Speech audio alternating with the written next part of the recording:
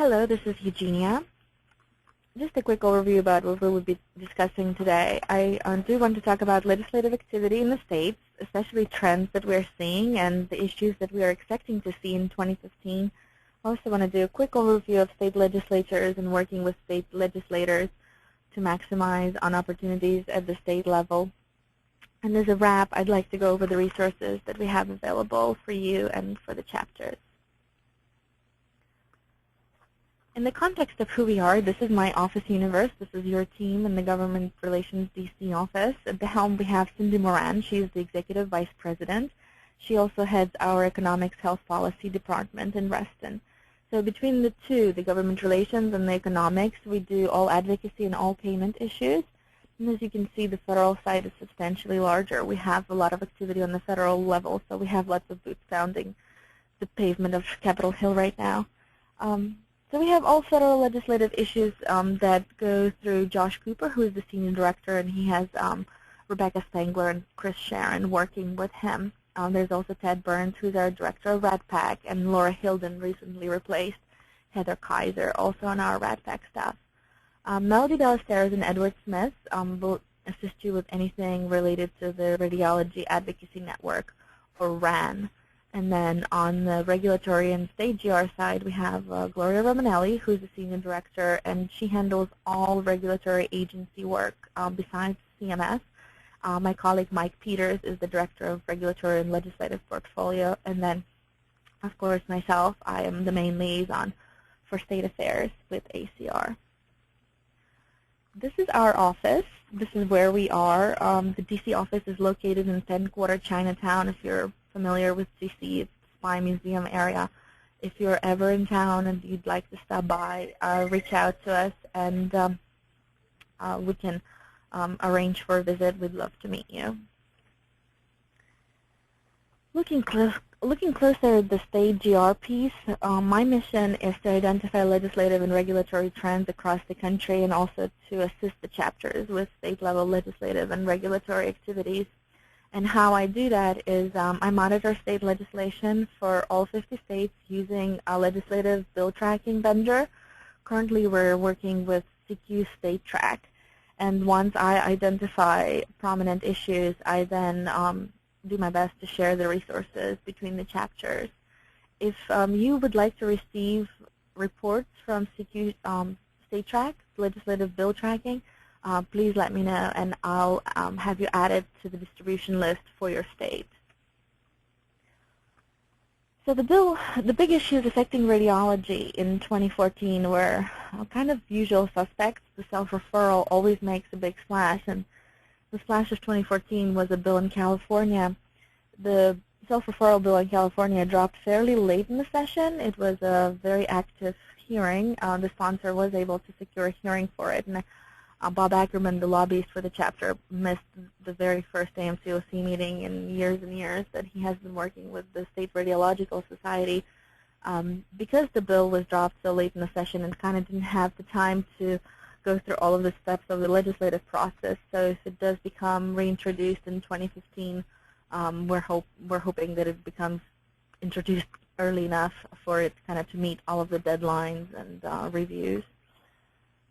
Maryland continues to have issues with the enforcement of the self-referral law. More specifically, there are issues to iron out with the radiation oncology and urology practices in the state. Scope of practice, the SOP for advanced practice registered nurses and other mid-level providers is a prominent issue. The nurses are very aggressive in securing language to order, perform, supervise, and interpret diagnostic imaging and lab tests. So really a lot of crossover into radiology, pathology, even the work of the technologists. And they're using the shortage of workforce argument and rural geographic locations, access for patients, extension of Medicaid, things like that. So we are seeing more and more scope of practice bills crop up, and the nurses, of course, are very active in pursuing independent practice or doing away with collaborative agreements with physicians, and This is probably the first step in securing more privileges for doing other things. The Certificate of Need, or CON, if you are a state that has a current strong CON law, do be on the lookout. We had North Carolina over the past 2 years become very engaged with, actually orthopods are on the offensive in North Carolina, and they have secured some money from the National Society to pursue a change in the current North Carolina CON statute. And the radiologists, the Radiological Society has been very involved with keeping the CON statute as is. We have seen several radiologist assistant RT licensure bills in 2014. Often they're bundled, so it would be a RT licensure with a radiologist assistant recognition within it.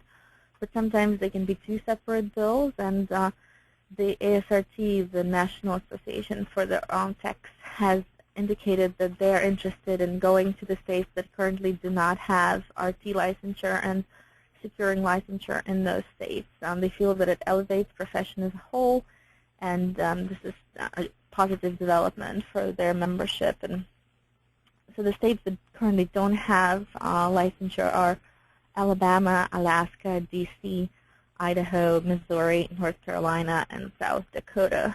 And D.C. actually already has a bill in the works that has had a hearing, so we fully expect it to be featured in 2015 as well. Additional issues are monitoring and reporting the radiation dose during high-level procedures.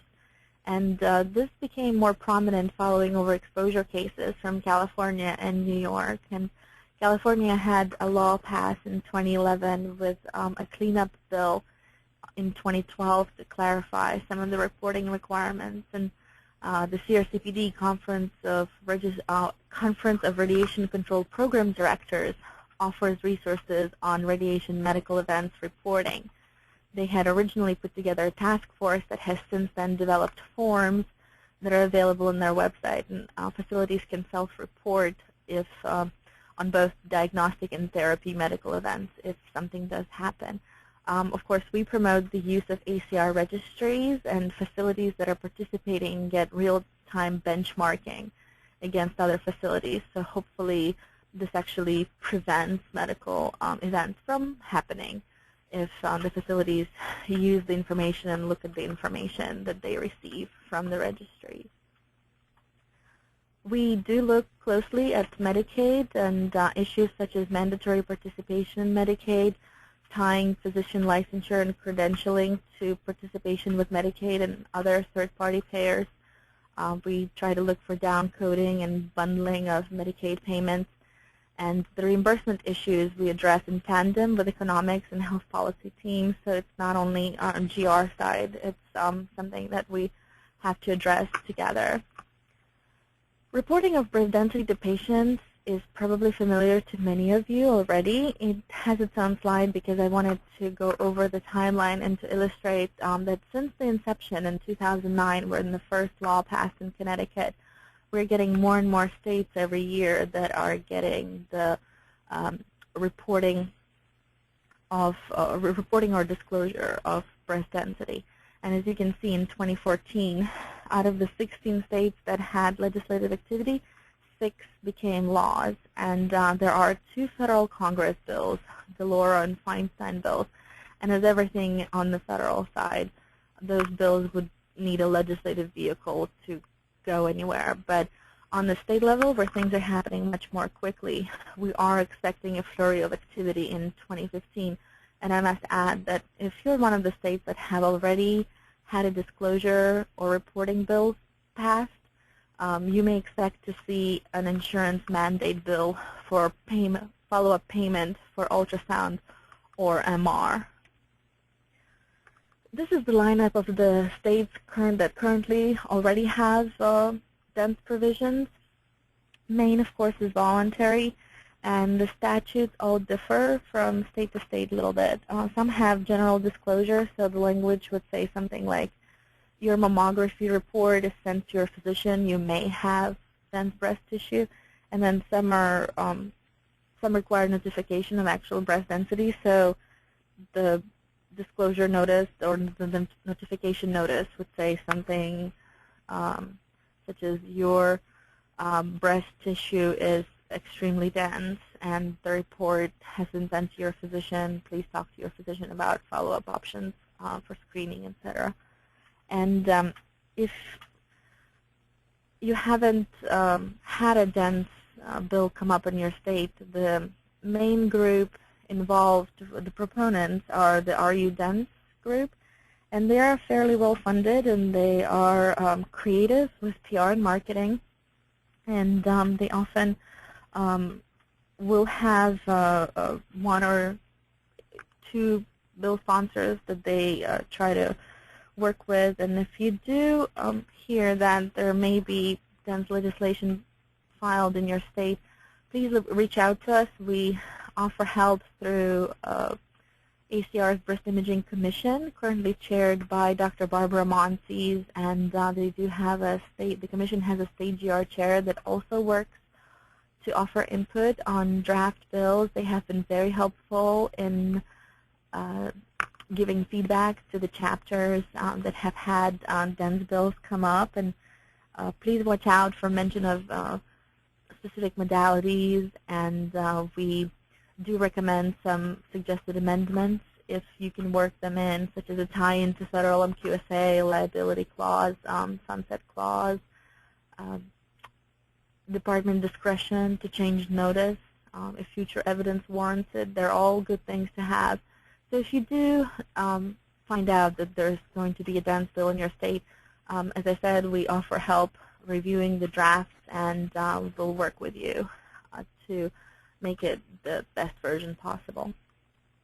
And looking forward to 2015, we are expecting a lot of the same issues, and in addition to them, we are looking at teleradiology licensing and practice requirements issues, credentialing, changes to credentialing, and requiring informed consent from the patient. We're always looking at medical liability reform. The AMA has been very involved with all things medical liability reform. This is one issue where the House of Medicine kind of stands together, and the AMA has been heading that issue. We are tracking corporate practice of medicine, physician employment issues, provider taxes, gross receipt taxes, ambulatory surgery centers, taxes on facilities or providers in general are, of course, of great importance. Balance billing or out-of-network billing for hospital-based physicians.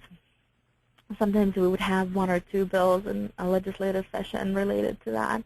And also we're seeing more on usual, customary, and reasonable charges, defining these terms and requiring physician practices to provide patients with a list of reasonable charges. And we try to do our best to educate the legislators about how clinical practice works in radiology and why it may not always be practical or possible for a radiology practice to provide that information to the patient in a timely manner. And we track prior authorization, or rather alternatives to prior authorization arrangements, such as computerized decision support and things like that. And we are getting questions, beginning to get questions about rental, network PPO markets, silent PPOs, aggregators, steerage. Steerage in the context of where the insurance company gets involved with the patient and steers them to different providers. So if I get an order for an MRI and then my insurance, let's say Cigna, a Cigna rep would call me and say, Ms. Brandt, we would like for you to get your MRI in Fairfax, Virginia, although we know you were planning to go maybe somewhere close to where you live in Reston. But it's not always the case where the physician and the patient may not be aware of kind of behind-the-scenes arrangements the insurance companies have with other providers. Are you likely to see all of these issues come up in your state? Most likely not, but we do like to give you a comprehensive list just as you're meeting with your state chapters or maybe with the state medical societies. You can alert them to some of the issues to watch out for. Two more that are coming soon. One is the NAIC, National Association of Insurance Commissioners, has been working on network adequacy model legislation. They have had one on the books in the past, but they've decided to update it. So over the summer, they have been going, collecting feedback from stakeholders, and then during the fall, they have had weekly conference calls, and they were going line by line and sort of making some of the changes. So they have published a second draft for review in November, and once it's ready to go, they may be courting state legislatures to begin introducing legislation. Another is the Federation of State Medical Boards, or FSMB, has Interstate Medical Licensure Compact. This is an arrangement for fast-tracking physician licensure among participating states. So not a reciprocity, this is not something like what the nurses have in reciprocity between the states. This is when a physician who is licensed in one state would then apply for licensure in other states, but the medical boards that are participating in the compact agree to fast-track that physician's application. And as of December, there are 15 medical boards that have endorsed it, and we are hearing from FSMB that there are bills drafted, and then they're hearing that there's a strong possibility that there are additional states that will have bills drafted. And the model legislation for the compact, it's really intended to be a contract. So if you do see one filed in your state, it will be filed without any substantive changes. They can make stylistic changes like page numbering, but they cannot change the context of the compact. It's kind of a buy one, buy all type of arrangement.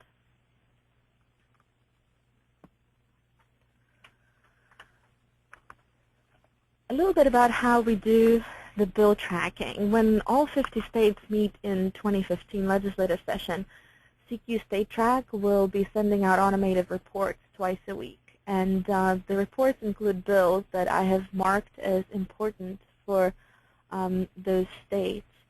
And the reports go out to state chapter presidents, state GR contacts or state GR chairs, and Council Steering Committee liaisons, as well as RAN, the Radiology Advocacy Network representatives. And if you do want to be on the distribution list, or alternatively, if you receive a report and you no longer wish to receive it, please let me know, and I'll make changes to our distribution report.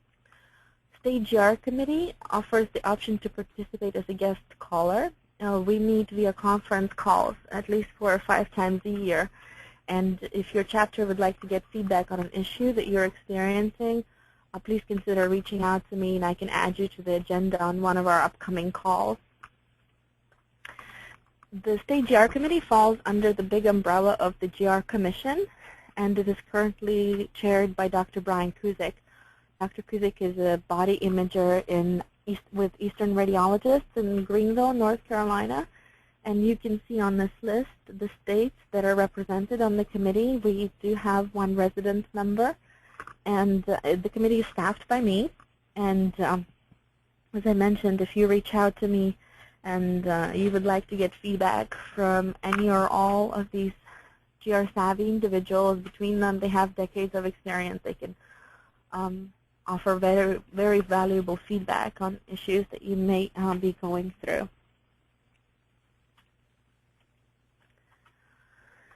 This slide is on types of state legislatures, and I think with the exception of Alaska, you will see that some of the bigger populated, well-populated states have the corresponding legislatures. They may be full-time, they're better paid, they have larger staff, And these are the states where the legislative environment is very sophisticated, and oftentimes you need finesse and strategy to pass something or to kill a bill.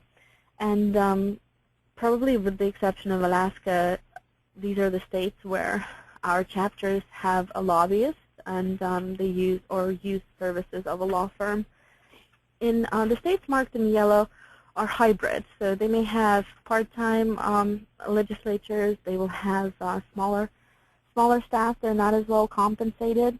And the gray states, it depends. If you are well connected with the state medical society and you can count on the state medical society to represent your interests, this may be an arrangement where things may work very well for you. Or if you do have the funds to secure the services of a lobbyist, you may find that this is actually very helpful because in these states, the legislators may be more accessible, but at the same time, they may not have the staff to be dedicated to one issue. So you may meet with the legislator, but then in turn, they may not have a lot of time to learn about the intricacies of the radiology environment, and you will find that the services of a lobbyist are just very, very valuable.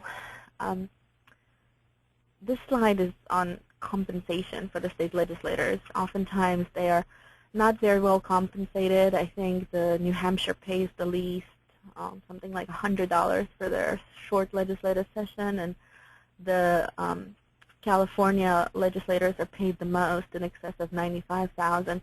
But oftentimes they agree to these arrangements and they dedicate their time to service at the state level because it's a platform to launch them into the federal arena later. So while they're at the state level, they're certainly not doing it for the money. So just going back over which states within ACR chapters have a lobbyist. So in dark blue are the states that have services of a lobbyist, and then in light blue are the states that we have marked as share. And share refers to sharing arrangements with the state medical society. So either the chapters have a very close working relationship with the state medical society, where there may be an overlap of membership, or the society is the state medical society is very good in representing the radiologists on all issues that come up, or there may be arrangements where the lobbyist for the state medical society on a contractual basis dedicates a part of their time to service of the radiological society as well.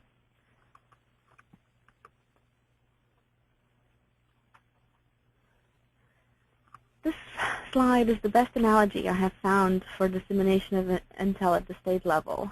Although we may not always be aware as to why a particular bill is being filed, it may be an interested constituent, it may be an industry partner.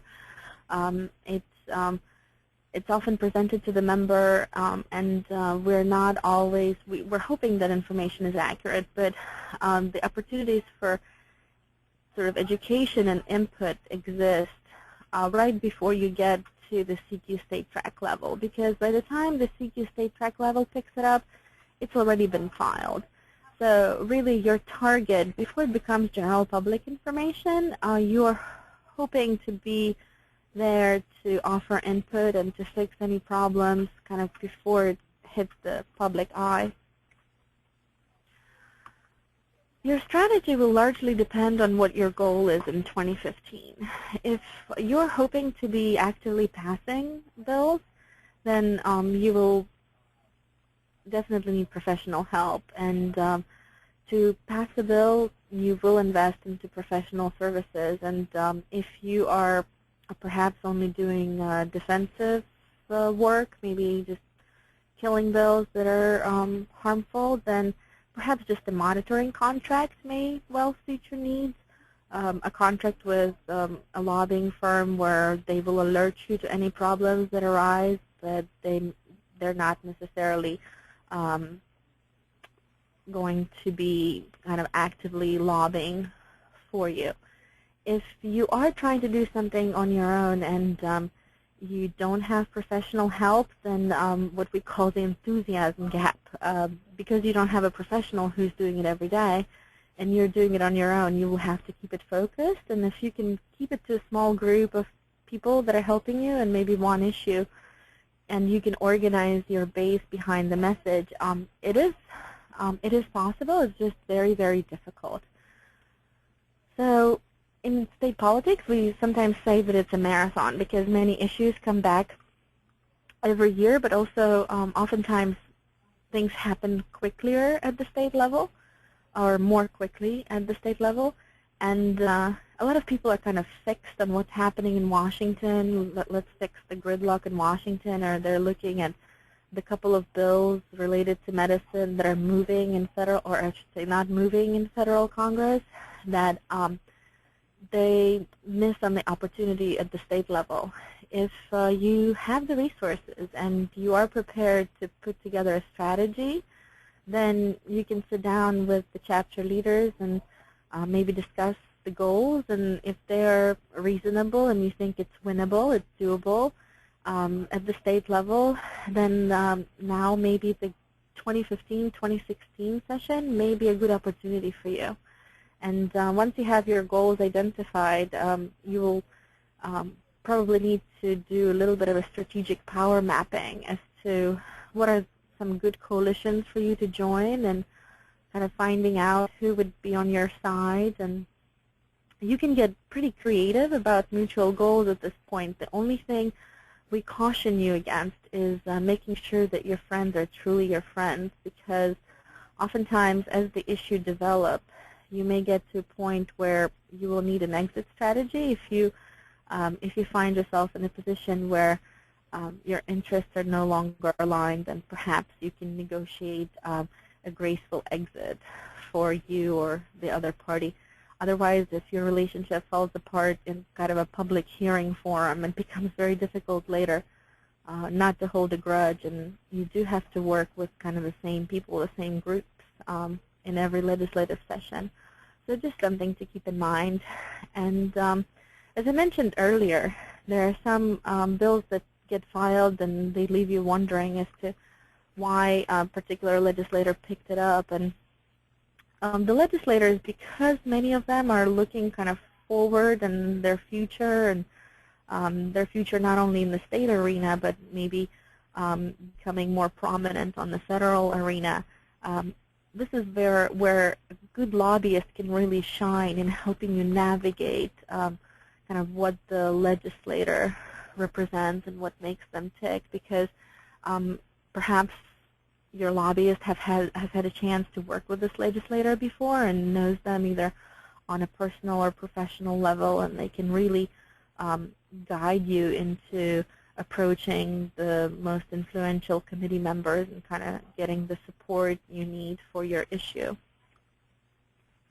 This slide was a fun slide to put together, because literally my colleagues and I have put together some of the brush-off phrases that we've actually heard firsthand and interpreting what they mean. I know one that we always think of, and at federal level, if a member of Congress or their staffer offers to have a congressional hearing, or congressional briefing rather, not a hearing, we always kind of chuckle to ourselves, because it probably means that only the interns will show up and only if you provide free food. So understanding kind of what the message, understanding the meaning behind the message can be tricky, because all of these nice phrases are a good way to say no. So if somebody says that the issue needs to be reviewed in more detail, I mean, they may be getting into how much it's going to cost, and if they're promising to give it the attention it deserves, they probably mean it's not going to happen.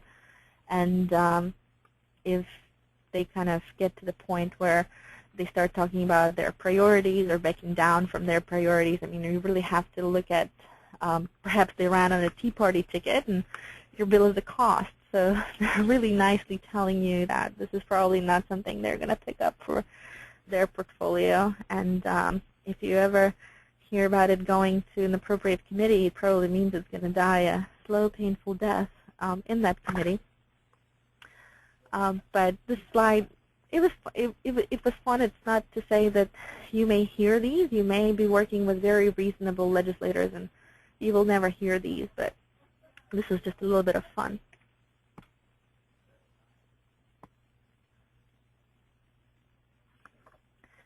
I realized that this slide may be very basic for those of you that have already been to the Federal Hill Day and have assisted with lobbying at the federal level, but maybe it may be helpful for you once you introduce your colleagues, or maybe you're helping a colleague begin lobbying at the state level. I realized that perhaps not a lot of people in your chapter are involved with state level lobbying, but your lobbyist or your president may call on you to represent the chapter at the state capitol. And if you think of it and you can pull on the slide, hopefully it will be maybe helpful to you. So to prepare for 2015, some of the things that you can do, if you haven't done so already, is to reach out to the State Medical Society. And it really depends on your state and your relationship with the State Medical Society. I do know that just on the staff level, oftentimes there is turnover at the State Medical Society offices, so perhaps just reaching out to them and finding out if perhaps the staff has changed, and if you could meet the new person and maybe offer to be a resource or to give them a quick overview of the issues important to radiology. I know they will appreciate it. This is also a good time to look for allies, so maybe the OBGYNs on the issues related to breast density, or working with hospital-based physicians, physician groups, maybe reaching out to industry. And one thing that can really save you some time is if you identify a breast imager based in the state capital, if you're one of the states that has not had a DENS bill come up, if the breast imager can be a resource for you in case the DENS bill gets a hearing, this can be very, very valuable. And I promised to go over the resources, so we can start that now. We have Radiology Advocacy Network, RAN. It is for mobilizing grassroots, and actually it was created to maximize response to federal calls to action. And RAN has a new website in partnership with the CQ Engage, the same vendor that does CQ State Track, and they're linked. So actually, when you can see one, you can see the other. And we are excited to let you know that RAN can assist with state-level calls to action. So if there's an issue, prominent issue, where you feel that a state-level call to action is appropriate, please reach out to us. And Melody Ballesteros and Edward Smith would be the people on our staff that can help you. I've already mentioned CQ State Track, but we also have Advocacy in Action e-News. It's a email letter that comes out on Fridays, and it's really relevant and kind of real-time information about what's happening on both the GR and economics sides. And if you're not receiving it but would like to receive it, let me know, and I can certainly arrange that. Between our website, the ACR website, and the chapter portal, there's so many resources, really comprehensive on a lot of the issues. And we have Mike Peters, who runs our Radiology Health IT blog, and anything related to meaningful use, health IT, really wonderful resources posted there. The ACR Bulletin periodically will feature state GR-related articles. However, the kind of printed media scheduling is oftentimes, it works out in such a way that by the time we have to write a piece, then the state legislatures haven't wrapped up for the year. So many times we will write something for the fall issues just to give the state legislatures a chance to finish up the work, and then we can highlight something kind of towards the end of the year. And I'm going to plug the State GR Committee feature again. If you'd like to be a guest caller, please let me know, and we'll do our best to include you on the agenda so you can get some feedback.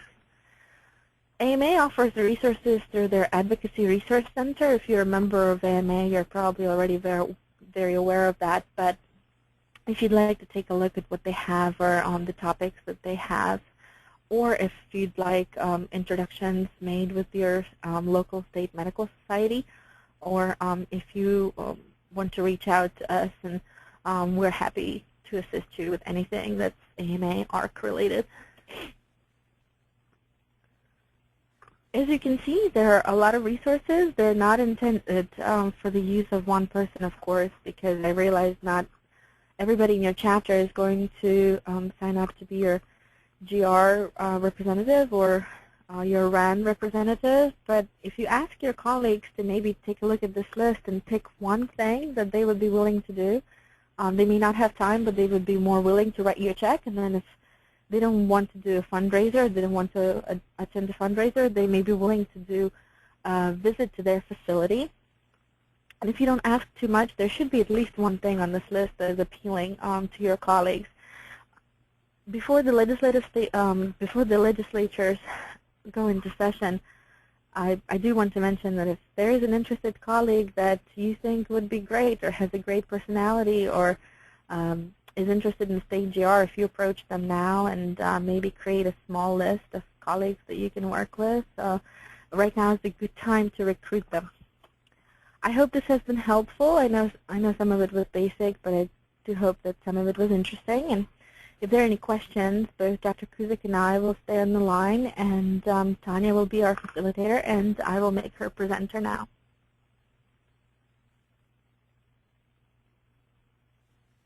Eugenia, that was fabulous. Thank you so much. Guys, what I'm going to do is go ahead and open up for questions. I know a couple of people typed questions in, but if you'd like to verbally ask a question, just go ahead and raise your hand, and what I can do is unmute your line, and you can have the ability to ask that question. Let's see. All right, so what I'm going to do is I should have unmuted you now. John Nichols, are you unmuted? Yes, I am. Thank you. Okay. Thanks for taking my question. I am in a state where the state chapter has decided not to enter the politics regarding licensing of RTs, and I wanted to find out what the position of the American College of Radiology was regarding that, what would be the pros and what would be the cons of such action. There is ACR Council resolution to support RT licensure, and I can get you the exact language. It's just a couple of sentences. So we go by what the council decides. So the official position is we are supportive of RT licensure. Okay. Well, one of the considerations that we have been talking about at our state chapter was the economic burden that would put on the RTs to enter them into the licensure process and continuing licensure education, things like that. I think, and this is not me speaking from ACR. This is from speaking to my counterpart with the ASRT, their national association. When they made it their priority to go after state licensure, I believe one of the arguments they used, and something that was communicated from their membership, is they felt that licensure kind of elevates the profession, and they felt that credentialing is well and good, but it doesn't really give, I don't want to say control, but licensure puts in place like an extra safeguard. So if you had a problem individual per se that you wanted to take action against, you really had no mechanism to do so, whereas if perhaps there was licensure, you could yank that license. So that's kind of the informal background on that. So I certainly understand from the point of the RTs the concern about financial burden put in place. But I think overall their national association is supporting of it. Okay. We, of course, as the ACR, we don't really get into how much it's costing. It's just we're right. The concept of licensure. I also wanted to ask you regarding chiropractics and chiropractic radiology technologists. As you may be aware, there are schools for people to go to learn chiropractic radiology technology, and it's not limited to just extremities. Their study involves, basically almost all parts of the body. I'm not as familiar with that. Are you asking about them practicing in the States, or how many states? I'm asking basically how does the government regulate these individuals, because they're going to be they're generally going to be under the direction of a chiropractor, and then they're going to be trained to, presumably going to be trained to do CT scans of the chest, abdomen, pelvis, head, neck, spine, things like that. And how are we going to ensure good patient care with all that going on? That is a very interesting point. I will need to do some offline research around that. I don't have an answer for you right now, unfortunately. Okay. But I'd be happy to follow up at a later time. Okay. That's okay? Absolutely. Thank you, Eugenia. Appreciate it. All right, thank you. And it looks like we've got Dan Gridley has a question. If you don't mind introducing yourself and saying what chapter you're with as well. So, Dan, you should be unmuted now. Can you hear me? Yes. Yeah, this is Dan Gridley. I'm with the Arizona Radiological Society here in Phoenix, Arizona.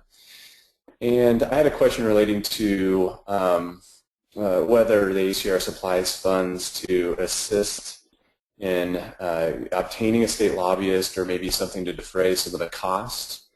And I noticed that there were some states that actually shared lobbyists. How do those arrangements get made, and are there some opportunities there? ACR has not, to the best of my knowledge, has not contributed funds to security services of a lobbyist. The states that are marked as shares, they are to designate a kind of a sharing arrangement with the state medical society, and it varies. There are some state medical societies that actually have a designated lobbyist who, like part-time, is working with the radiological society. So it would be something like Eugenia for 15 hours a month or a week works with the Arizona Radiological Society. So it's not really a share with the ACR or with other chapters. It's in-state with the state medical society. In some states, there's so much membership overlap. The radiology is so well represented that I don't know the particulars of the arrangement, but because there's so much membership overlap, I think the state medical society kind of goes an extra step to really work with the radiologists. We have, in the instances where I recall, this is several years back, but there was a chapter that did not have a lobbyist, even a monitoring contract lobbyist, and they had a very well-meaning, I believe it was either a nurse or somebody dropped a straight-up anti-self-referral bill. Just did not even approach State Radiological Society, just went straight to the sponsor, knew the sponsor personally, and next thing we knew, there was a self-referral bill out there, and of course, all of medicine in the state just kind of started sharpening the pitchforks, and the villagers were going to go after the radiologists, but it wasn't anything that the chapter did. And I remember we kind of had to scramble the jets, so to speak, and to help them out. This was, I would call it an emergency situation. But the short answer is no, we don't provide funds for the lobbyists. This is something that the state chapter finances from the dues. Okay. I had one other quick question. I noticed that there were some states that actually mandated with some of these dense breast laws that insurance would cover some of this additional or subsequent screening tests. But it looked like it was a while back when that was actually successfully implemented in those states. Has anyone tried to do that recently for, say, screening breast MRI or ultrasound, and has it gained any traction at all? Connecticut was the first out of the gate. They secured payment for ultrasound, and then 2 years later circled back, secured payment for MRI. I believe in Indiana, all kind of state health employee plans have to pay for ultrasound and MR, I believe. And then Illinois, if recommended by a physician, screening ultrasound was covered. A screening MRI is a concept that just kind of blows everybody away, just because there are mammography practices that offer screening breast ultrasound, and then there are mammography practices that absolutely adamantly say that they do not currently offer it and they will never offer it. So I think even our membership is somewhat divided on the issue of screening ultrasound, screening MRI. Of course, the insurers are very much on it, and I think the RUDENS patient advocate group, they kind of caught on early that bundling notification bills with the insurance mandates was tanking their efforts very quickly, not only because it oftentimes has to go to two separate authorizing committees because there is a fiscal note attached. So they separated the two. So now we're seeing kind of the flurry of the notification bills, and I think the true wave of insurance mandates, the payment bills, I think it's coming. So it's really something we are expecting. I'm not sure how much traction it's going to get, just because the fiscal scoring, I suspect, will be substantial. Fiscal scoring for notification was marked as 0 because the argument was, well, there was already a lay letter going out to the patient, we're adding a paragraph. Whereas somebody seeking an ultrasound, a breast ultrasound, and a screening breast MR, I would imagine would be cost prohibitive. Great. Thank you for your responses. All right, thank you. So it sounds like, I think that Ralph Lito, I'm probably pronouncing your name wrong, had a little bit of input. So I think you're unmuted now. Am I coming across? Yep, we hear you. Good. Yes, I'm from the Michigan Radiological Society chapter, and I had just a comment and maybe a clarification regarding the issue regarding radiological technologists, and also maybe a point to one of the questions that one of the previous participants had asked. Michigan does not have a licensure law. However, it does have regulations regarding only for mammography and CT as to who can operate that type of equipment. It has no regulations that address radiography, fluoroscopy, interventional radiology at all. And that kind of gets a little bit, I think, to what one of the previous participants was asking about, like chiropractors. Some states have what is called limited licensure, where they will specify the requirements just for that modality. And I think they have it for like chiropractic and podiatry and so forth. One of the areas that,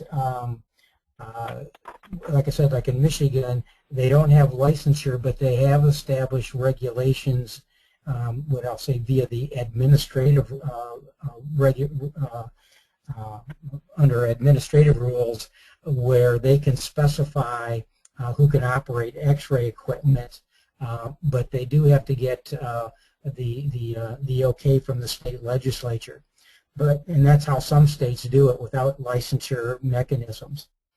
And so that was one point. The other point, just as a, you had mentioned earlier, Eugenia, about CT dose seems to have kind of quieted down with a lot of states.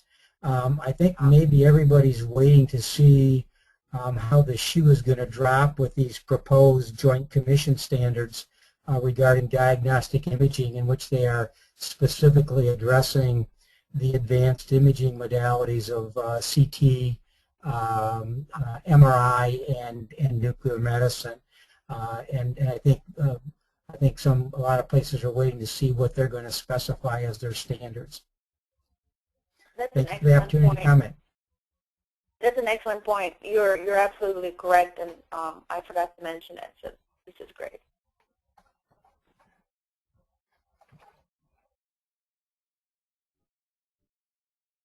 Well, it looks like we are rounding out the hour. We just have a couple of more minutes, so unless I don't see any more raised hands and there are no more questions on queue. So if anyone has one quick 2-minute question, go ahead and raise your hand and we'll get Eugenia.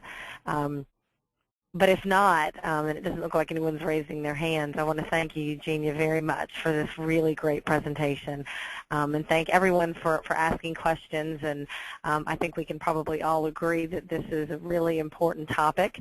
And maybe, Eugenia, we can pull some stuff out of your slides and put some fact sheets up on the portal. You had a lot of really great resources that I think that folks might like to see. So we'll make sure that we do a good job of following up from this call and getting some of those up on the portal and getting some of these links and a couple of the takeaways put in the next chapter executive update as well. For those of you who would like to steer a board member or someone on your chapter leadership that was not able to participate in the call tonight, this will be recorded and posted on the chapter portal probably within the next 2 to 3 days, so that if they weren't able to participate and want to listen in, we'll have this up and available in probably by the end of the week. Any parting thoughts, Eugenia, since we have maybe 1 more minute? Oh, I just wanted to thank everybody, and if Dr. Kuzik wanted to say a quick hello, if she's still on the line. Can you hear me? Yes. Yes, we can. Yeah, so the one thing I would say is that almost all these issues that come up in the states have come up somewhere else. And so if you get into any kind of state issues, please use the resources that Eugenia talked about. Most of this is not new, and we can help you and guide you and give you some previous experience in another state. Great. Yeah, I think that's important. If like they said, if you have questions, if there's something happening, you're not in this alone. Shoot an email to me, shoot an email to Eugenia. Certainly use the communications tool on the chapter portal and ask other chapters, what they're doing in their states. Definitely use the tools that we have, so we can help you guys out. And with that, we're rounding out the hour, so I really want to thank everyone for this time, and I want to thank Eugenia very much for putting this great presentation together, and I hope everyone has a great evening. Thank you for the opportunity. Good night. All right. Thanks, guys.